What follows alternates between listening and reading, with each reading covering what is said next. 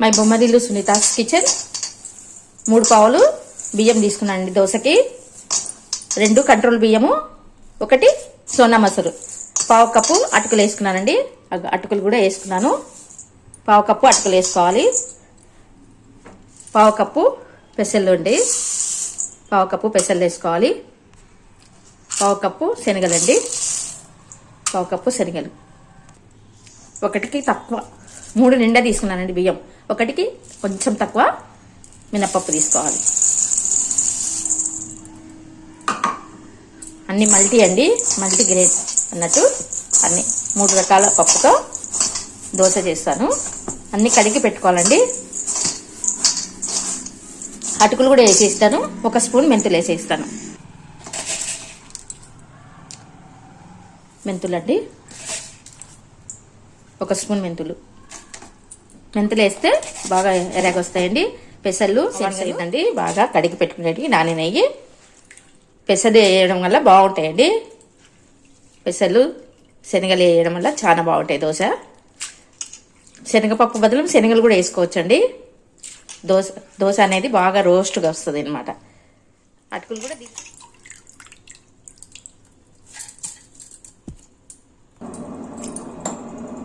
మెత్తగా వేసుకోకూడదు, బరక వేసుకోకూడదండి. ఈ మాత్రం వేసుకోవాలి.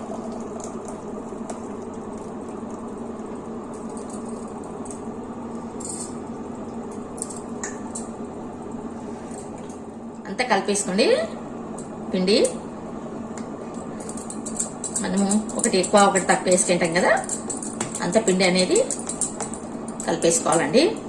చూడండి ఎంత బాగా వచ్చిందో పిండి. మనము మిక్సీకి వేసుకుంటాం కదండి, కొంచెం వేడి వస్తుంది పిండి. మనం ఇప్పుడే మూత పెట్టకూడదు. మూత పెట్టకుండా జాలి ఉంటుంది కదండి, జాలిది అది మూసి పెట్టాలి.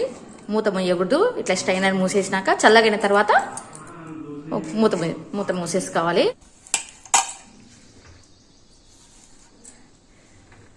ఎన్ని గంటలకు వేసినాం? రాత్రి 8, 9 అయిందండి వేసినప్పుడు. కరెక్ట్ 9 గంటలకు సీరియల్ వచ్చేటప్పుడు వేసినాం. గుండె నిండా 3 గంటల సీరియల్ వచ్చేటప్పుడు వేసిన. 8 అయిందా? 8 అయింది కదా. ఉప్పండి, ఉప్పు వేసుకోవాలి. కొంచెం తక్కువ వేసుకోండి. అన్ని కర్రీలలో వేసిటాం కదా, చట్నీలు వేసిటాం, ఆలులు వేసిటాం, కొద్దిగా తక్కువ వేసుకోవాలి. కొంచెం సోడా వేస్తున్నా. అంతా కలపాలండి. అంతా లోపల పిండి ఉంది కదా, అంత హెయిర్ బాల్ అంతా ఎయిర్ వచ్చింటుందండి. ఇదంతా కలిపేస్తే ముందు లోపలికి పోతుంది. ఒకసారి కొంచెం సేపు ఉండింటే కిందికి పోవండి. ఒక 10 నిమిషాలు దాటిందంటే కింద పోతుండే పిండి మొత్తం. ఒక్కొక్కసారి బల పోతుందండి. 90% నాకు బాగా పొంగుతుందండి పిండి. ఎప్పుడో 10% అట్లా అవుతుంది.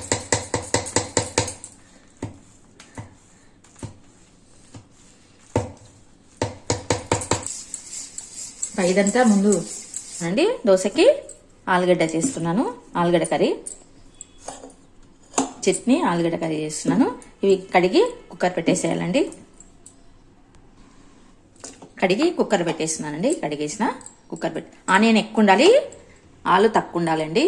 దోశకి చేసే ఆలు కర్రీ ఆనియన్స్ ఎక్కువ ఉండి ఆలు అనేది తక్కువ ఉండాలి. ఆనియన్స్ ఎక్కువ వేసుకోవాలి. కుక్కర్ పెట్టేసేయాలండి. ఒక 3 విజిల్లు వస్తే బంద్ చేసేస్తే అయిపోయింది.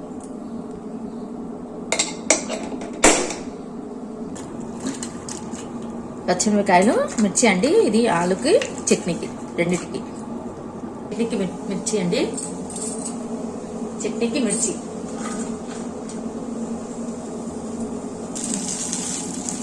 బాగా మిరపకాయలు వేయించుకొని, చట్నీకి వేయించుకుంటేనే బాగుంటాయి మిరపకాయలు.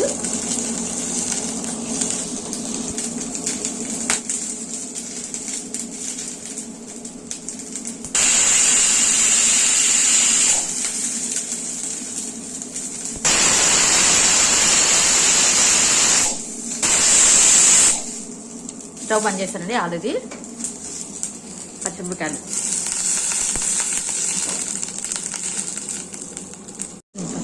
ఇట్లా కొంచెం రెడ్డిగా వేయించుకోవాలి పచ్చిమిరపకాయలు. టేస్ట్ ఉంటుందండి చట్నీ. కొంచెం తెల్లగా అట్లా వేగిన తర్వాత పచ్చిమిరకాయలు పక్కకు పెట్టుకోవాలి చట్నీకి. ఇలా వేయించుకోవాలండి. కొంచెం కొబ్బరి కట్ చేసి పెట్టుకుని కొబ్బరి కూడా వేయించుకోవాలి.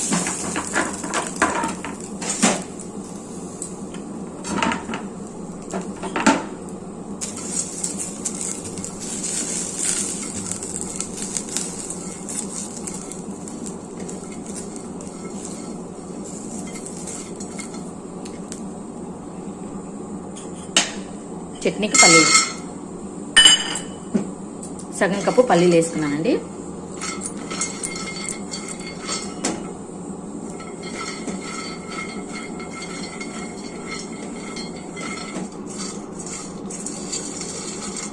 ఈ పెన్నం వేడికి ఏగిపోతాయండి.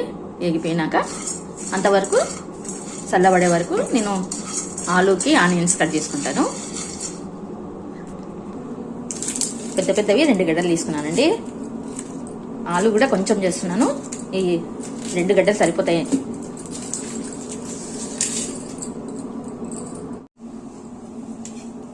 ఇవి కట్ చేసుకోవాలండి. ఇవి కూడా పొడువుగా కట్ చేసుకోవాలి ఆనియన్స్.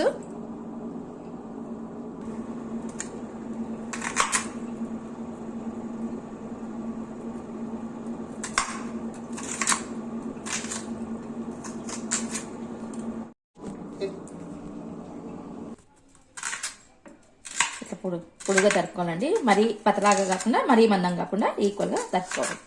మళ్ళీ పతలాగా తరిగితే ఆలుగడ్డలో కలిసిపోతాయి. ఈ మాత్రం వేయాలండి. 2 ఆలుగడ్డలకు ఈ మాత్రం ఉల్లిగడ్డలు వేయాలి. కర్రీ బాగుంటుంది. ఇవన్నీ వేయించి పెట్టుకున్నాం కదండి. మిక్సీకి వేస్తాను చట్నీకి. ఇవి కూడా వేయించి పెట్టినాం కదా, ఇవి కూడా వేసేసి ఒకటేసారి చట్నీకి మిక్సీ పట్టేస్తాను. ఈ చట్నీ వేసుకొని వస్తానండి. ఉప్పు వేసుకొని చట్నీ పట్టాలి. చట్నీలో వేసుకోవాలండి.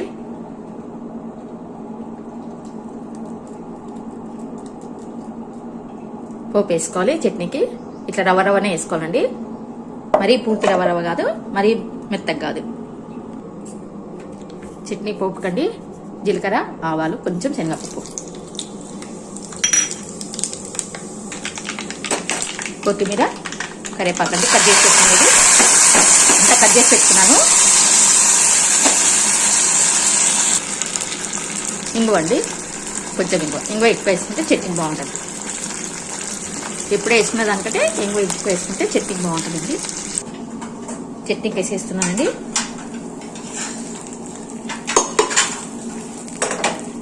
ఎంబడే మూత మూసేయండి. ఎంబడే కలపకూడదు. ఇలా మూత పెట్టేస్తే తర్వాత ఘాటు అనేది ఉంటుంది కదా, ఇంగువ ఘాటు. ఇట్లా మూత మూసేస్తే చట్నీలో పట్టేస్తుంది. తర్వాత మనం వడ్డించుకునేటప్పుడు కలిపితే మంచిగా ఉంటుంది. ఆలూకండి ఆనియన్స్, పచ్చిమిర్చి, జీలకర్ర, ఆవాలండి, కొత్తిమీర, కరివేపాకు కడిగి పెట్టుకున్నాను. నూనె కాగినప్పుడే పోపు వేసుకుంటానండి.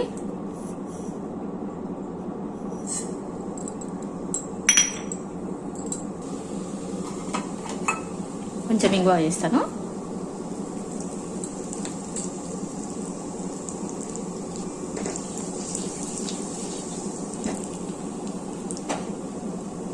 కొత్తిమీర, కరివేపాకు అండి.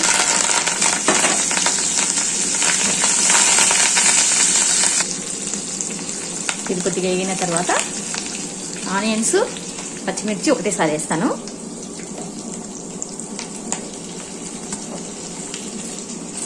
ఆనియన్స్, పచ్చిమిర్చి ఒకటేసారి వేసినాను. ఎంత కలుపుకోవాలండి. పచ్చిమిర్చి ఆనియన్స్లోనే మగ్గిపోవాలి. కారం కారం ఉంటుంది బాగా.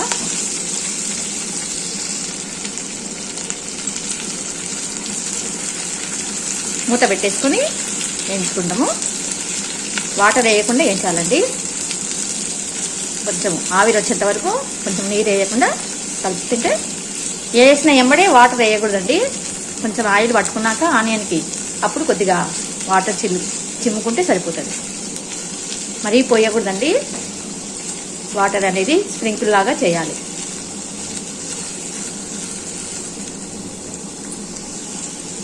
ఇట్లా వాటర్ అనేది చిమ్ముకోవాలండి.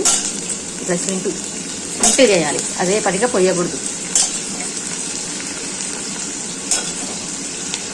ఆలుగడ్డ కర్రీ వాటర్ అయిపోతుందండి.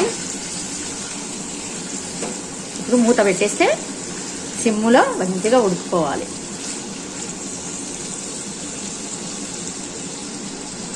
సిమ్ములో ఉడకాలండి.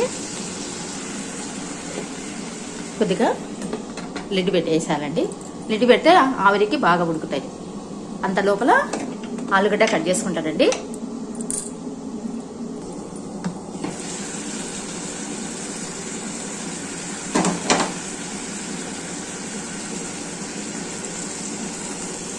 చూడండి, అస్సలు అడగంటలేదు.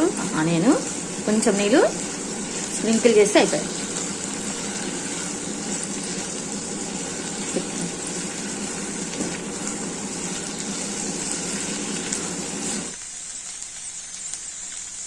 రెండు స్పూన్లు ఉప్పు వేసినాను. బాగా కలుపుకోవాలండి. ఉప్పు వేసినాం కదా, ఉప్పు వేసినాక బాగా కలుపుకోవాలి.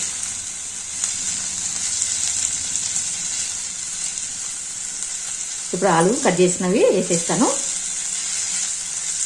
చిన్నగా కట్ చేసుకోవాలి.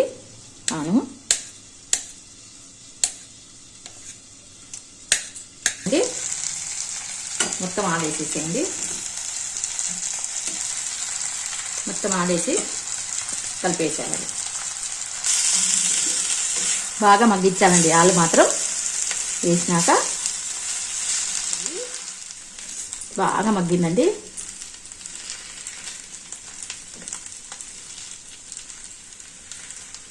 ఇట్లనే ప్లేనా? ఇట్లనే బాగుంటుంది. శనగపిండి వద్దు, ఈ విధంగానే మంచిగా టేస్ట్ బాగుంటుంది. నీకు అర్థం కాలేదా ఫస్ట్? ఫస్ట్ అర్థం కాకనే ఇప్పుడు అర్థమైంది. ఏమవుతుంది అంటే మనము బేసన్ చేస్తాం చూడు, అట్లా.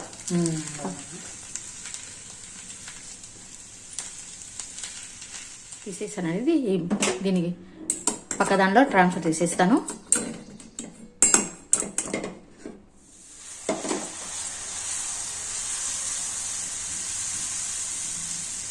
చిన్న వేడెక్కింది కదా, చిన్నగా వస్తుంది.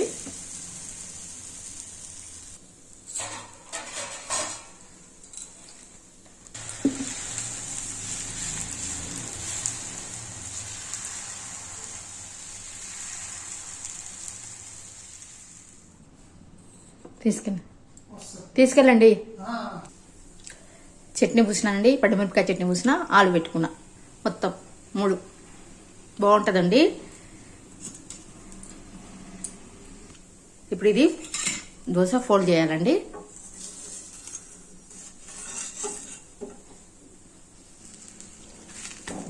ఫోల్డ్ చేసుకున్నాను.